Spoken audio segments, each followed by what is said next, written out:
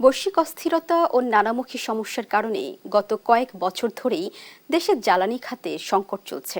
সাম্প্রতিক সময়ে সরবরাহ জটিলতার কারণে সেই সংকট আরও তীব্র আকার ধারণ করেছে।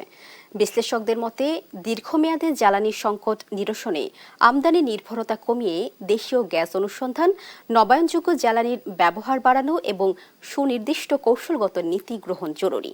এছাড়াও বিদ্যুৎ ও জ্বালানির দক্ষ ব্যবহার নিশ্চিতকরণের পাশাপাশি বিতরণ ব্যবস্থায় দুর্নীতি ও সিস্টেম লস কমানোর তাগিদ দিয়েছেন তারা।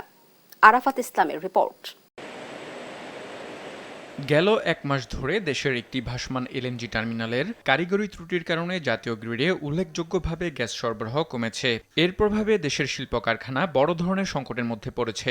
উৎপাদন চালিয়ে নেওয়ার জন্য চাহিদা অনুযায়ী গ্যাস মিলছে না। এর নেতিবাচক প্রভাব পড়েছে দেশের অর্থনীতিতে।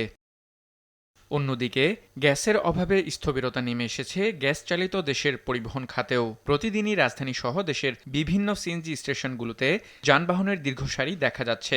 চাহিদা মতো গ্যাস না পেয়ে আর্থিকভাবে ক্ষতিগ্রস্ত হচ্ছে চালকরা। আবাসিক খাতে গ্রাহকদের ভোগান্তিও চরমে পৌঁছেছে। বিশ্লেষকরা বলছেন, দেশের বর্তমান জ্বালানি খাতের সংকটের পেছনে বিগত 15 বছরের অবহেলা ও ভুল নীতি অন্যতম কারণ। এজন্য জ্বালানি সংকটের স্থায়ী সমাধানে টেকসই জ্বালানি নিরাপত্তা নিশ্চিত করতে বহুমুখী পদক্ষেপ নেওয়া জরুরি। 15 বছরের অবহেলা, ভুল নীতি এবং আমাদের ধরে এই যে আমাদের অনেক গ্যাস আছে, এই গ্যাসের মূল্য আমরা ঠিকমতো দিই নাই, এই সব কিছু মিলে আমরা এরকম ধরনের একটা সিচুয়েশনে এসেছি। গ্যাস এক্সপ্লোরেশন চলছে, এটাকে শক্তিশালী করতে হবে যাতে করে অবশ্যই যেন আমরা কিছু পাই গ্যাসে স্থলভাগে। আরেকটা হচ্ছে যে যেটাকে টেন্ডার করা হয়েছে গভীর সমুদ্রের, ওইটা যেন সাকসেসফুল হয়। ওইটা যেভাবে হোক ওইখানেও আমাদেরকে একটা এক্সপ্লোরেশন চালু করতে হবে। এটা ছাড়াও আমাদেরকে নবায়নযোগ্য বিদ্যুৎ, এবং সরকার খুব ভালো একটা প্রোগ্রাম দিয়ে যে 20% যদি করতে পারে 30-এর মধ্যে, এটার একটা বড় ইম্প্যাক্ট কিন্তু আমাদের গ্রিডে অন্যান্য জায়গায় আসবে। পাশাপাশি সংকট উত্তরণে জ্বালানির দক্ষ ব্যবহারের বিকল্প নেই বলে মনে করেন তিনি। সাশ্রয়ী ফোর্স করার জন্য লোকদেরকে দুইভাবে করা যায়, একটু দাম বাড়ায় দেওয়া যায়, লোডশেডিং করানো, বাট এটা তো একটা গ্রহণযোগ্য সলিউশন না।